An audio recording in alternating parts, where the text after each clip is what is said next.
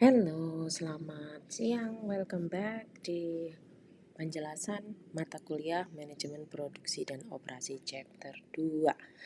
Oke, kita melanjutkan dari apa yang udah kemarin kalian lihat di video sebelumnya mengenai 10 strategis ya. 10 strategis manajemen operasi dan produksi. Lalu sekarang kita masuk ke lanjutan dari manajemen produksi dan operasi. Kita perlu pahami dulu sebagai dasar bahwa apa saja kerangka kerja untuk manajemen produksi dan operasi. Karena basically semua kegiatan manajemen itu didasari oleh kegiatan perencanaan, mengorganisasikan, mengawasi ya. Jadi ada planning, controlling, organizing, dan juga ada behavior atau bagaimana kita menyikapi suatu kondisi selama mengelola suatu bisnis atau suatu kegiatan atau suatu aktivitas. Kita harus memiliki yang namanya behavior atau sikap, nah gitu ya. Respon, bagaimana kita dalam merencanakan, mengorganisasikan, dan mengendalikan, tentunya ini dapat mempengaruhi perilaku manusia dalam artian dalam pengambilan keputusan. Oleh karena itu, dalam konteks manajemen produksi dan operasi kemarin kita sudah merumuskan 10 strategi apa yang harus diperhatikan ketika kita mengelola divisi produksi dan operasi. Dalam hal ini kita namanya mengelola, khususnya ini divisi produksi dan operasi, kita harus memahami sistem yang ada di dalam divisi tersebut. Di antaranya di dalam sistem kita harus mengenal yang namanya input, ya kan? Proses dan juga output. Nah, apa saja sumber daya yang dibutuhkan di dalam sistem tersebut, di antaranya kita kenal dengan namanya 6M dan 1I. M-nya apa saja?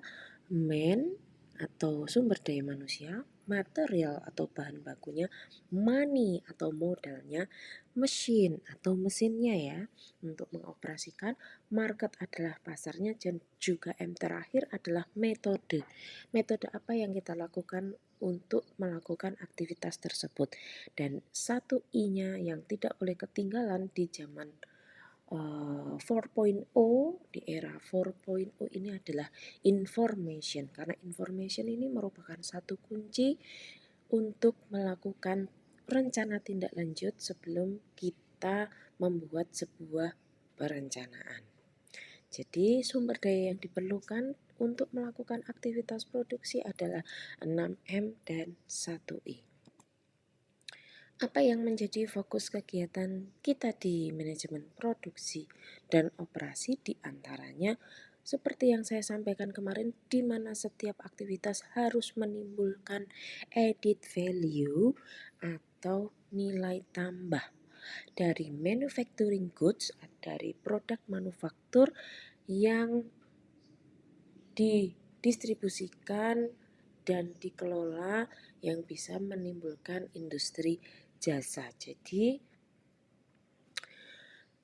fokus MPO diantaranya adalah mendesain atau redesign gitu ya, mendesain sesuatu yang baru atau redesign, membuat desain yang baru melalui sistem proses penambahan nilai atau bisa disebut dengan value chain untuk pabrikasi barang dan jasa. Jadi fokus kita akan tidak jauh-jauh dari situ untuk kegiatan manajemen produksi dan operasi. Apa saja yang kita pelajari di sini? Tentu saja bagaimana kita mengelola 3 fungsi yang terkait, di antaranya adalah fungsi produksi, fungsi pasar, dan tentunya di dalamnya kita melihat bagaimana memanajemen cost-nya, bagaimana kita melihat rugi labanya.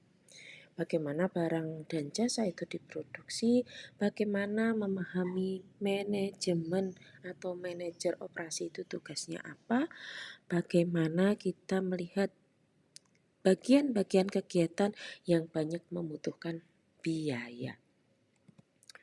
Pada tantangan global tentunya kita harus sangat bisa menunjukkan keunggulan dan kekuatan dari output yang dihasilkan, di mana semua produk dan jasa sangat beragam, kemajuan teknologi, mutu yang sesuai dengan kebutuhan konsumen ini harus kita perhatikan supaya produk kita berkualitas dan harga yang ditawarkan sangat kompetitif, sehingga kita harus jeli khususnya di dalam divisi manajemen produksi dan operasi, karena di divisi ini kita menghasilkan produk berupa barang maupun jasa.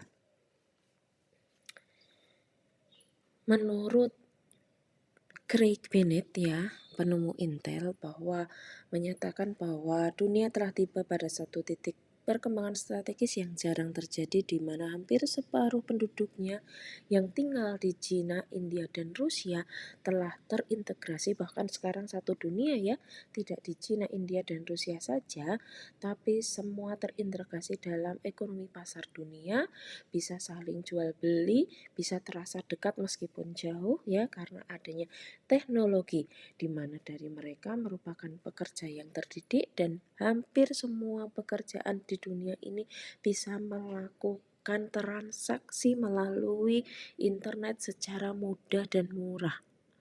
Kita ini berbicara orang satu dunia gitu ya, yang bisa melakukan segala sesuatunya dengan murah di era globalisasi ini.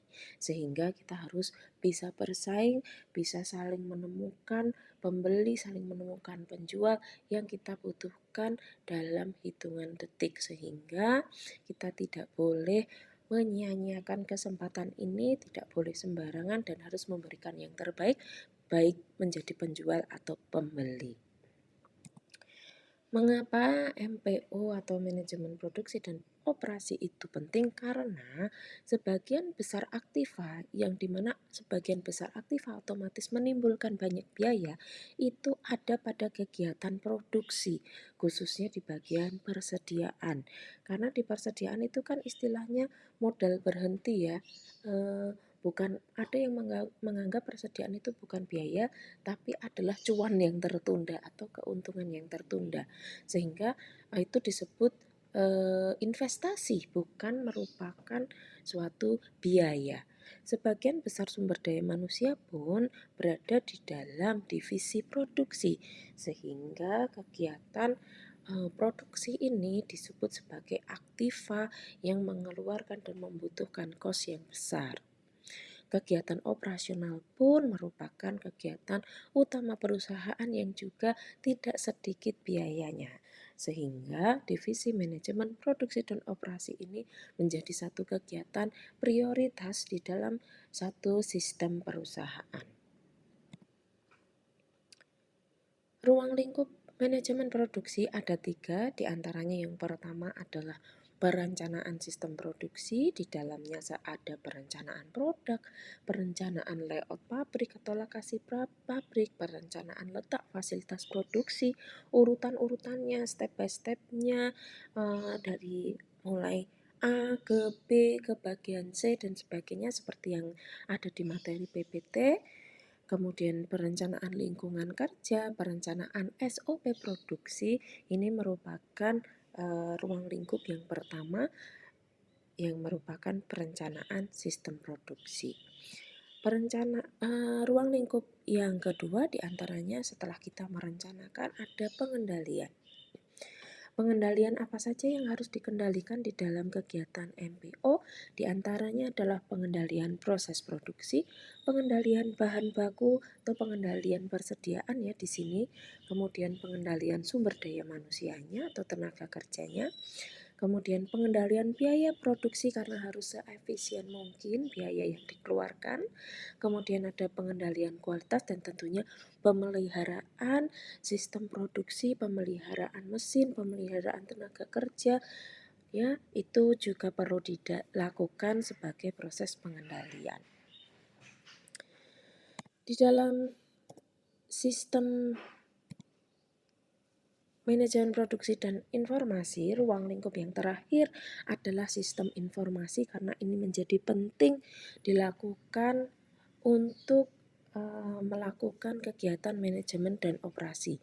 Di antaranya sistem informasi produksi yang harus diperhatikan di dalam divisi ini adalah bagaimana struktur organisasinya karena ini menentukan job desk dan pendelegasian tugasnya, kemudian produksi atas dasar pesanan ini juga menentukan kegiatan operasionalnya dan juga kegiatan produksi berdasarkan persediaan. Tentunya persediaan ini disesuaikan dengan kondisi pasar yang ada. Semua atau ketiga kegiatan ini membutuhkan sistem informasi untuk melihat updating, perubahan, fenomena, peristiwa yang ada di pasar seperti apa supaya disesuaikan dengan kegiatan produksi yang akan kita lakukan. Dalam bentuk bagan bisa kita lihat kegiatan input proses output seperti yang kalian sudah lakukan dalam tugas kemarin. Kalian sudah belajar membuat sistem input ya, sistem produksi mulai dari input proses dan output. Di sana ada informasinya juga yang berupa umpan balik ya. Seperti yang ada pada bagan pada slide ini. Saya persingkat ya. Inputnya bisa berupa manusia, mesin, material, modal, manajemen, dan informasi. Dan proses produksinya berupa proses transformasi untuk menjadi satu output berupa barang dan jasa. Dan informasi itu menjadi satu feedback, umpan balik untuk mengevaluasi apa yang sudah kita produksi gitu.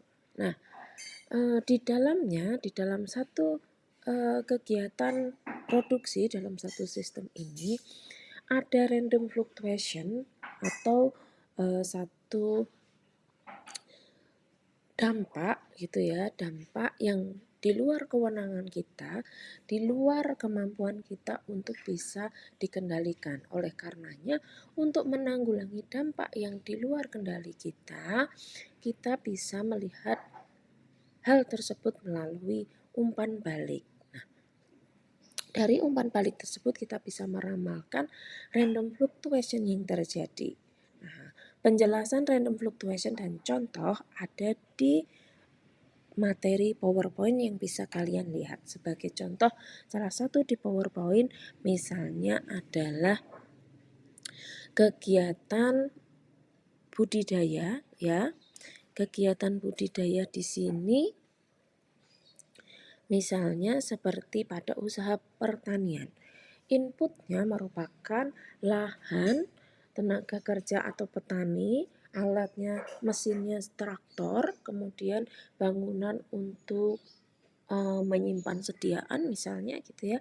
Juga ada manajemen pertanian. Lalu proses konversinya adalah proses budidaya, outputnya berupa benih atau biji-bijian. Kalau peternakan bisa daging, susu, telur gitu ya. Kemudian umpan baliknya berupa harga yang diterima oleh tengkulak atau end user atau konsumen. Umpan balik yang lainnya adalah berupa pengamatan kondisi air dan tanah. Random fluktuasi yang terjadi di sini yaitu cuaca atau iklim yang tidak bisa kita prediksi karena sekarang climate exchange ya, jadi perubahan iklim yang sangat ekstrim. Kemudian inflasi atau perubahan suku bunga khususnya di pandemi ini sangat fluktuatif sekali suku bunga untuk mempengaruhi perekonomian, kontrol pemerintah ya, berubah-ubahnya kebijakan pemerintah dan juga adanya peralatan yang tiba-tiba rusak atau mungkin umur ekonomisnya sudah habis. Hal ini merupakan random fluctuation yang bisa terjadi pada sistem operasi dan produksi di usaha pertanian. Nah, random fluktuasi yang lain bisa kalian lihat pada slide PowerPoint yang sudah saya sematkan di si pedar. Nah, untuk memahami adanya munculnya random fluctuation, saya minta kalian mencantumkan kondisi yang mungkin bisa terjadi pada random fluctuation yang bisa terjadi pada sistem produksi dan operasi yang sudah kalian buat minggu lalu. Random fluctuation apa yang bisa muncul pada sistem produksi dan operasi kalian yang sudah kalian buat sebelumnya. Dituliskan dalam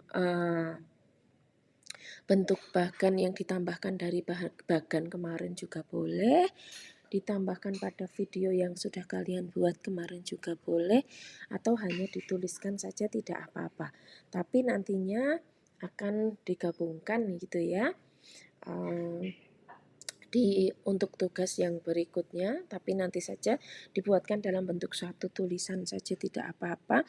Random fluctuation yang bisa muncul melalui sistem yang sudah kalian buat sebelumnya itu apa, lalu tindak lanjut dari random fluctuation yang bisa terjadi atau penanganan dari random fluctuation yang bisa terjadi itu seperti apa. Nah, dikumpulkannya seperti biasa di Google Classroom. Nah, oke. Jadi penjelasan singkat untuk materi chapter 2 seperti itu, gitu ya. Kita akan bertemu lagi di chapter berikutnya di minggu depan. Terima kasih atas perhatiannya dan juga